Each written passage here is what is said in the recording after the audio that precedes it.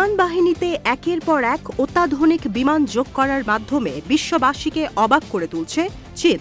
মাত্র কয়েকদিন আগেই সফল উড্ডয়ন করল দেশটির ষষ্ঠ প্রজন্মের দুটি যুদ্ধবিমান। আর এবার সফলতার তালিকায় যুক্ত হল ইলেকট্রনিক সার্ভেইলেন্স প্লেন KJ-3000, যা যুক্তরাষ্ট্রের শক্তিশালী যুদ্ধবিমান F-22 কিংবা F-35কে সহজেই ট্র্যাক করতে সক্ষম। KJ-3000-এর হাতে গোনা কয়েকটি ছবি পাওয়া গেছে, যার মধ্যে বেশিরভাগই ঝাপসা। যদিও বিমানটির বিশেষত্ব বের করতে সময় নেননি সামরিক বিশেষজ্ঞরা। মূলত গুরুত্বপূর্ণ ও জটিল তথ্য সংগ্রহের কাজে তৈরি করা হয়েছে KJ-3000। ইলেকট্রনিক ওয়্যারফেয়ারের পাশাপাশি বিমানটি বহিঃশত্রুর হামলার বিষয়ে আগেই তথ্য প্রদানে সক্ষম। বিশ্বের কোনো দেশের বিমান বাহিনীতে এই দুটি বিষয়কে সমন্বিত করতে পারেনি।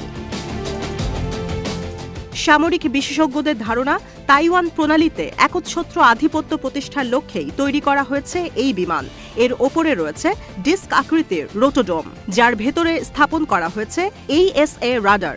মূলত টার্গেট ডিটেকশন ও ট্র্যাকিংয়ের জন্য রোটোডোম 360 ডিগ্রি কভারেজ দেয়। ধারণা করা হচ্ছে রাডার সিস্টেমের জন্য বিপদে পড়তে যাচ্ছে যুক্তরাষ্ট্র, কারণ রাডারের রেঞ্জ 621 মাইল পর্যন্ত। ফলে তাইওয়ান প্রণালীতে অবস্থানরত কোনো মার্কিন যুদ্ধবিমান এড়াবে না চীনের নজর। KJ-3000-কে শক্তি যোগায় WS-20 jet engine. High bypass turbofan ইঞ্জিনটি 31,000 পাউন্ড ওজনের বস্তুকে টেনে নিতে সক্ষম।